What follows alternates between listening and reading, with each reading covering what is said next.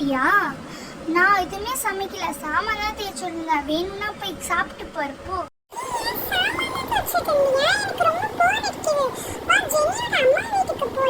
ஐய, நாளா வரல, எனக்கே நிறைய வேலை இருக்கு.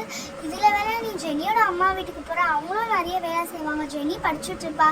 இங்க பாரு, நான் வந்து ஜெனியோட அம்மா கிட்ட தான் நான் வந்து உனக்கு டியூஷன் வந்து சேர்க்க போறேன், சரியா?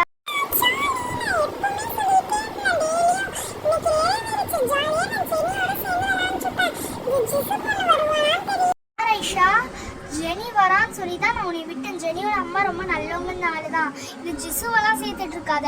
இனிமேல் ஜிசு கூட நீ பேசவே கூடாது. ஏன்னா வந்து ஜெனியோட அம்மா எல்லாமே எனக்கு சொன்னாங்க. நீ என்னமோ ஃபங்க்ஷனுக்கு போகிறதுக்காக பிரியாணி சொல்லி டோரை திறந்து போட்டியாமே. போன வீடியோவில் போட்டுப்பாங்க பாரு, போன வீட்டுக்கு போன வீடியோ போய் பாரு போ. நீ பண்ணனால ஜிசு என்னென்னலாம் வேலை பண்ண தெரியுமா? என்னைய குட்டியை உன்னை தள்ளி விட்டதும் அவதானாமா.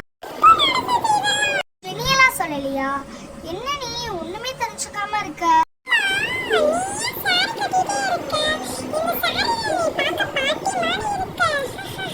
உனக்கு பாட்டி மாதிரி தான் இருப்பேன். உன்னை பெத்தல்ல, எனக்கு அத்தான் தேவைதான். இங்கே பாரு, இனிமேல் நான் சாரி தான் கட்டுவேன். ஏன் சாரி கட்டுறேன் அதெல்லாம் கேட்காத என்கிட்ட. நான் இனிமேல் சாரி தான் கட்ட போகிறேன். எனக்கு சாரி தான் ரொம்ப அழகாக இருக்குது. இந்த ட்ரெஸ் எல்லாம் போட்டால் ஒரு மாதிரி எனக்கு ரொம்ப பிடிச்சிக்கிற மாதிரி இருக்குது. அப்படி இருக்குது, எனக்கு அது செட் ஆகுதுப்பா. செடியோட அம்மா கிட்ட தான் நான் நிறைய சரி நான் கொடுத்து தைச்சிருக்கேன். இந்த சாரி கூட உங்ககிட்ட தான் தைச்சேன். ஆனால் நான் ஒழுங்கா மாடல் சொன்னதுனால இந்த மாதிரி தைச்சிருக்காங்க. பரவாயில்ல, நல்லா தான் இருக்கு.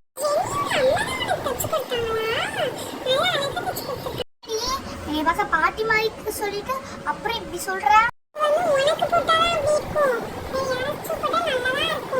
ஓ சரி சரி.